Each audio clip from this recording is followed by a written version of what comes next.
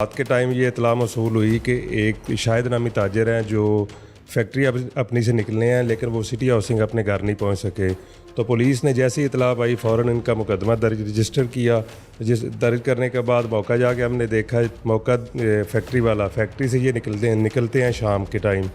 जैसे ये शाम के टाइम निकलते हैं उसके बाद CDR हमने ली। CDR से ये पता चला कि ये जाते हैं अपने एक बार्बर से रब्ता करते हैं सिविल लाइन के एरिया में, उधर से जाके ये कटिंग करवाते हैं। वो जाके हमने वेरीफाई करवाया बार्बर से, उसने कहा जी बिल्कुल मेरे पास आए थे, 8 बजे के करीब आए थे और पौने 9 बजे के करीब ये इधर से चले गए हैं।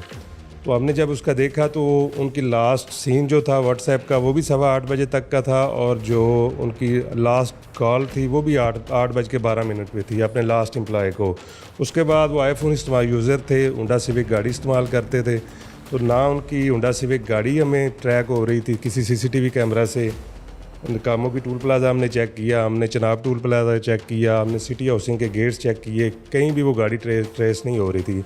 आईफोन से हमने ट्रैक करने की कोशिश की, आईफोन भी नहीं इस्तेमाल हो रहा था। तो उसके बाद हमने इस पर मुख्तलिफ CPO साहब की हदायत पे 3 टीमें तश्कील दी, जिनको DSP साहब भी सुपरवाइज़ कर रहे थे, SP साहब भी सुपरवाइज़ कर रहे थे, और डेली बेसिस पे CPO साहब इसकी ब्रीफिंग लेते थे हमसे।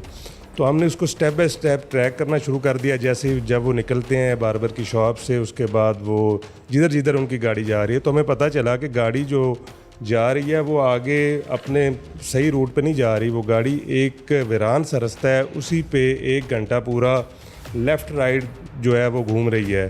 तो हमें ये शक हुआ कि ये नॉर्मल रूटीन में नहीं है, इसमें कुछ ना कुछ हो सकता है। तो हमने उस एरिया की जियो फेंसिंग की, हमने उसे उधर जो है वो ह्यूमन इंटेलिजेंस गैदर की, स्टेप बाय स्टेप CCTV हमने चेक की। CCTV चेक करने से हमें पता चला कि गाड़ी रुक रही है, और कुछ अननोन बंदे भी गाड़ी में हमें नज़र आए CCTV में। तो उसके बाद हमने जितने भी इनके रिलेटिव थे, इसके अलावा बाकी जो दोस्त थे, वो हमने उनका तफसीली इंटरव्यू करना शुरू किया, उनके CDRs का डाटा लिया। तो CDRs का जब डाटा लिया तो उसमें हमें हैरानकुन तौर पर कुछ बंदों की जो है वो ये मुलजमान की लोकेशन भी उसी जगह पे मौसूल हुई। ये अगवा की FIR पे पुलिस वर्क कर रही है, अभी सिर्फ अगवा है? जी बिल्कुल जी, ये अभी सिर्फ अगवा है। एक ताजर था, वो पूरे चैम्बर की तरफ से तशवीश थी, तो CPO साहब इस पर बड़ी सख्ती से नोटिस लिया हुआ था। तो हम सिर्फ अगवा जो ताजर था, अभी तक उसका कोई पता नहीं चल रहा था 8:15 बजे के बाद कि वो किधर गए हैं। तो हम अगवा वाले मामले पे ही तफ्तीश कर रहे थे। तो जब हमने लोकेशन ली उसके बाद हमें पता चला कि इसमें कुछ ना कुछ गलत हो रहा है, क्योंकि कुछ और बंदों की लोकेशन भी मुलजमान की उसी जगह पे थी। तो उसके बाद हमने मुलजमान को ट्रैक करना शुरू किया। मुलजमान जो लाहौर का था, उमर नामी बंदा, तो पता चला कि उसने जो वकूए के टाइम नंबर इस्तेमाल करता था वो नंबर भी अपना चेंज कर चुका है, और अपना घर जो है वो घर भी चेंज कर चुका है लाहौर में। उमर तक CCTV कैमरों की मदद से पहुंचे, कैसे पता लगा उमर का? हमने जब इसको फरा की लोकेशन, जो उसकी भाभी थी मगवी की, उसकी लोकेशन हमने चेक की, उसका CDR चेक किया, तो उमर नामी एक आदमी के साथ उसका बड़ा रब्ता था। तो हमने उसका मोबाइल भी चेक किया, तो मोबाइल में उनकी इकट्ठी तस्वीरें थी, जिसको ये क्लेम करती थी फरा बीबी कि वो मेरे खामिद हैं, मैंने निकाह किया हुआ है उनको। तो हमने उनका नंबर हासिल करके उनका डाटा लिया, तो वो भी उसी जगह पे लाहौर नहीं थे बल्कि गुजरांवाला पे, जिस जगह पे गाड़ी जो है वो गुम हो रही है उसी जगह पे पाए जा रहे थे। तो उसके बाद हमें तशवीश हुई। तो जब हमने उसका डाटा लिया उनके नंबर का, तो वो नंबर जो है वो बंद मतलब जो है वकूए के बाद बंद आ रहा था नंबर। तो इस पर हमें ज़्यादा जो है वो तज्जब हुआ कि क्यों नंबर बंद किया है। तो हमने अपने तौर पे उसका घर का एड्रेस पता करवाया, घर से चेक किया, तो पता चला कि वो घर भी अपना चेंज कर चुके हैं। तो उसके बाद जी हमने ये सारे जो करैक्टर थे जो हमें डाटा से और ह्यूमन इंटेलिजेंस से पता चले, उन सब को हमने पकड़ा है जी। पकड़ के तो उन्होंने अपना इकरार किया कि हमने उसी रात को जैसे ही वो बार्बर शॉप से निकला है, हम उसकी गाड़ी में बैठ गए हैं। ये उमर और शहबाज ये बैठ गए हैं, फरा जो थी ये अपनी गाड़ी में थी। तो उसके बाद ही उन्होंने जो है वो 1 घंटे के अंदर अंदर उसको मर्डर कर दिया है।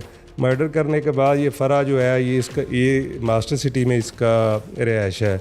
तो इनका ऑलरेडी प्लान ये बना हुआ था, दिन टाइम भी ये इकट्ठे थे वकूआ से पहले भी, कि जब हम इसको मार देंगे, मारने के बाद उसकी डेड बॉडी जो है वो बिल्कुल मलिका उसके घर के साथ एक अंडर कंस्ट्रक्शन घर था, उसी में रात के वक्त हम उसको छुपा देंगे ताकि किसी को पता नहीं चलेगा।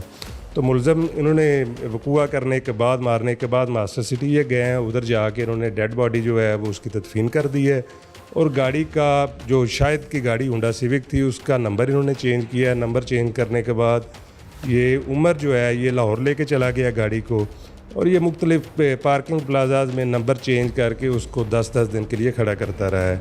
तो अल्हम्दुलिल्लाह ये तीनों मुलजमान जो हैं ये ट्रेस भी हो गए हैं, पकड़े भी गए हैं, और इन्होंने अपना वकूए का इकरार भी कर लिया है कि ये घिनौना जुर्म इन्होंने किया है, और अल्हम्दुलिल्लाह गाड़ी भी जो है वो भी ट्रेस करके मालकान के हवाले कर दी गई है। तो ज़ुबैर साहब, हमारी मुलजमान से तफसीली बात हुई, जो मरकज़ी किरदार है इस कत्ल केस का, जिसका लाहौर से ताल्लुक़ है और जो कहता है कि उसने फ़रा के साथ शादी कर रखी थी, उमर नाम है उसका, वो कहता है कि ये कत्ल की वारदात इस तरह से हुई है कि पहले उसने उसे गन पॉइंट पर यरगमाल बनाया मकतूल शाहिद को, और उसके बाद वो उसे रेलवे स्टेशन वाली साइड पर ले गया है।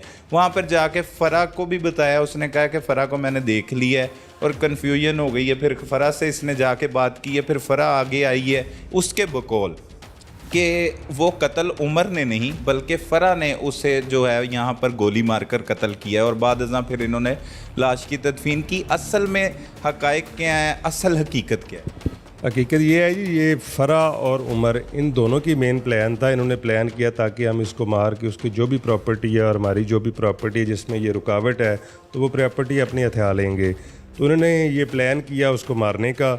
इनको ऑलरेडी पता था कि वो जुमेरात वाले दिन जुमेरात को वो बार्बर शॉप उसी पे ही आते हैं और इस टाइम पे आते हैं। तो ऑलरेडी इन्होंने शातिर थे मुलज़म, इन्होंने किसी नंबर पे रब्ता नहीं किया बल्कि एक और मुलज़म को साथ मिलाया ताकि मारने के बाद उसकी बॉडी को डिस्पोज करने के लिए किसी और बंदे की भी ज़रूरत होती है। तो तकरीबन ये 1 घंटा वेट करते रहे। वेट करने के बाद जब वो आया मगवी और अंदर चला गया बार्बर शॉप में, तो ये दोनों उमर और शहबाज ये फ़रा की गाड़ी से उतर के ये बिल्कुल पास खड़े हो गए हैं उसकी गाड़ी के।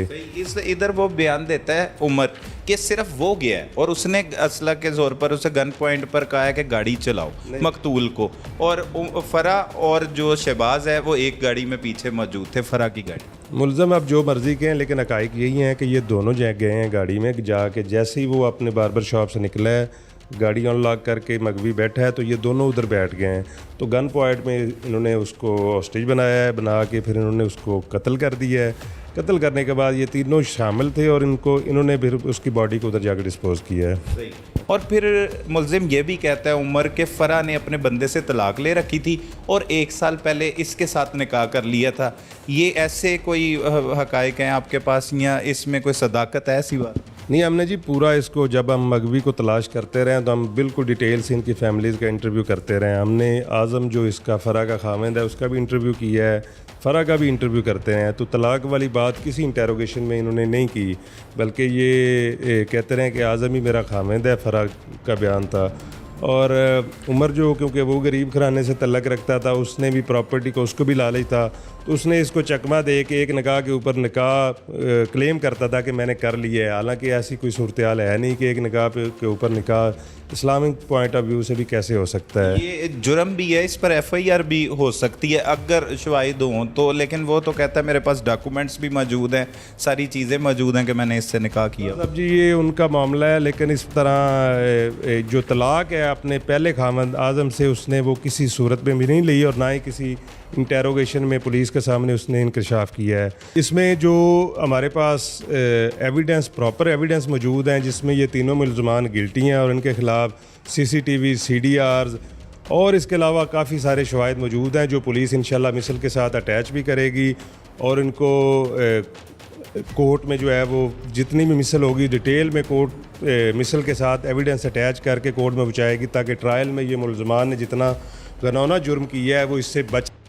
और मुद्दइयों से भी मेरी रिक्वेस्ट है कि जितना बड़ा इन्होंने जुर्म किया और घनौना जुर्म किया है उसमें वो इन मुलज़मान को बिल्कुल कैफ़रे किरदार तक पहुंचने दें और ट्रायल में प्रॉपर हिस्सा लें ताकि ये एक मिसाल के तौर पर पेश हों कि मुद्दइयों ने माफ़ भी नहीं किया और कोर्ट ने इतने एविडेंस होने के बावजूद उनको प्रॉपर सज़ा दी है। सोसाइटी के लिए एक अच्छा मैसेज जाएगा अगर मुद्दई इसको माफ़ भी नहीं करते और कोर्ट इसको प्रॉपर ट्रायल करती।